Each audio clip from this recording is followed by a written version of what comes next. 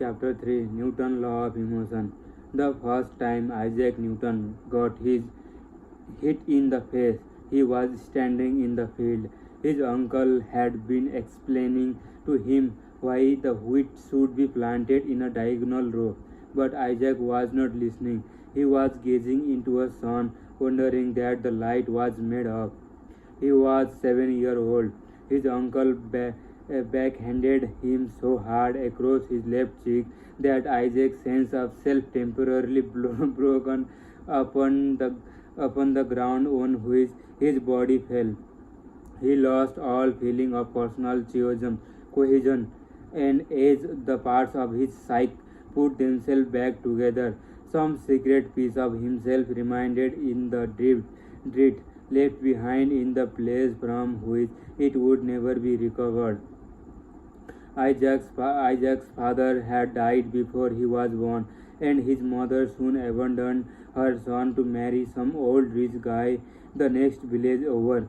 As a result, Isaac spent his formative years being shuffled among the uncle, cousins, and the grandparents. No one particularly wanted him. Few knew what to do with him. He was a burden. Love came difficultly, difficultly, difficultly,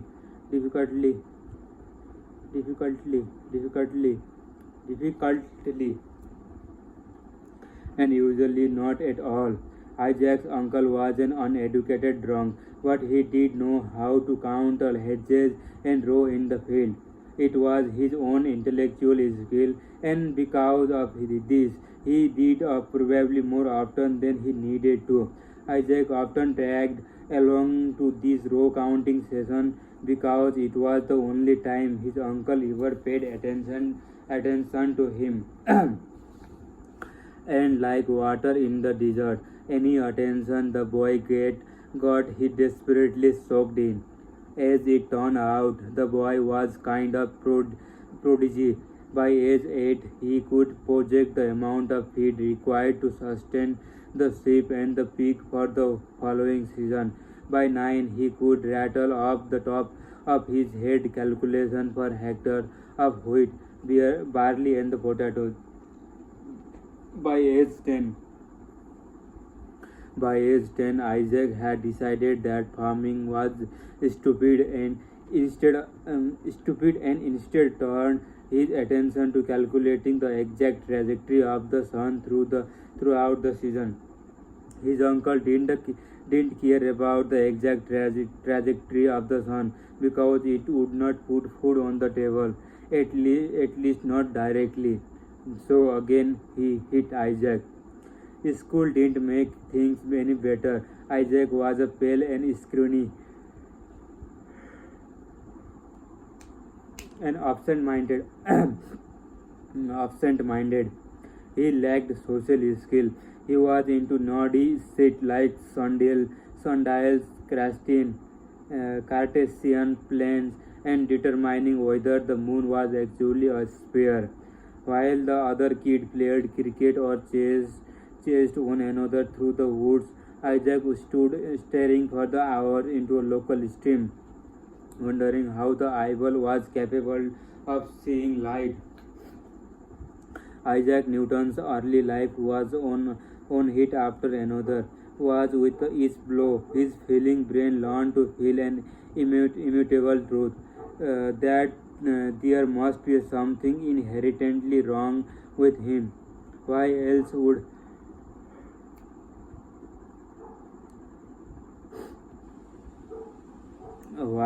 would his parents have abandoned him? Why else would his peers ridicule him?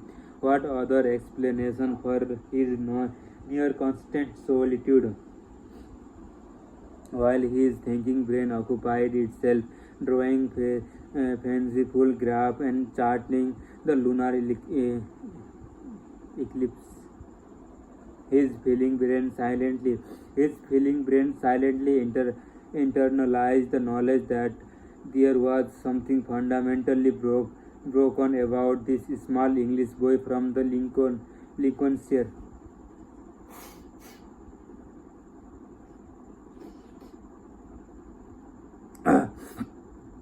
One day he wrote the, one day he wrote in his school notebook, I am a little fellow, pale and weak. There is no room for me, not in the house or none in the bottom of hell. What can I do? What am I good for? I cannot but weep. But until this point, everything you have read about Newton's is true, or at least highly plausible. plausible. But let's pretend for the moment that there is a parallel universe, and let's say that in his parallel universe there is another Isaac Newton, much like her own. He still comes from a broken, abusive family. He still lives a life of angry isolation. He still prodigiously measure and calculate everything he encounters. But let's say that instead of the obsessively measuring and calculating the external nature would this natural world, this parallel universe, Newton decided to obsessively, obsessively measure and calculate the internal psychological world, the world of the human mind and heart. This is not a huge leap of the imagination, as the victim of abuse are often the nearest observer of the human nature. For you and me, people watching may be something fun to do or on the random Sunday in the park, but for the abused, it is survival skill. For them, violence might erupt at any moment.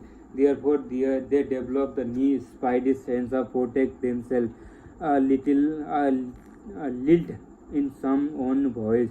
The rise of the eyebrow, the depth of the sign, anything can set off their alarm. Internal alarm. Internal alarm. So let's imagine this parallel universe. Newton, this is Emo Newton, turned his obsession toward the people around him.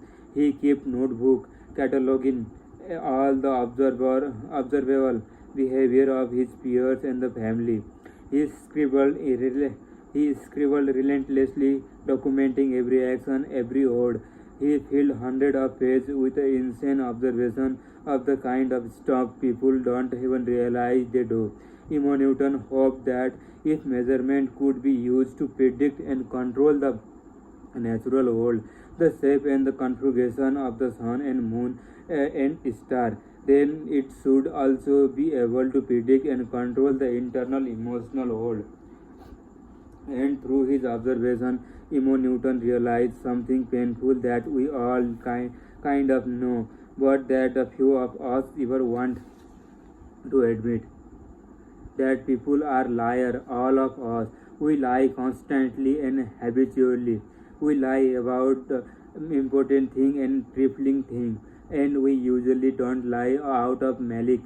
Rather, we lie to others because we are in a such a habit of lying to ourselves. Isaac noted that light refracted through the people's heart in a way that they would themselves did not seem to see. These people said they loved those whom they appear to hate, professed, professed to believe one thing while doing another, imagined themselves righteously while committing act of the grandest dishonesty and cruelty. Yet in their own mind they somehow believed their action to be consistent and the true. Isaac decided that no one could be trusted ever. He calculated that his pain was inversely proportional to the distant square he put between himself and the world. Therefore, he kept to himself, staying in the known orbit, spinning out and away from the gravitational tug of any other human heart. He had no friend, nor he decided, but he want any. But did he want any? He concluded that the world was bleak, rich people, and that the only value to his pathetic life was his ability to document and calculate the richness, richness, richness. For all his shoreline surliness. Isaac certainly didn't lack ambition. He wanted to know the trajectory of the men's heart, the velocity of their pain. He wished to know the force of their value and the mass of their hope. And most important, he wanted to understand the relationship among all these elements. He decided to write Newton's three law of emotion.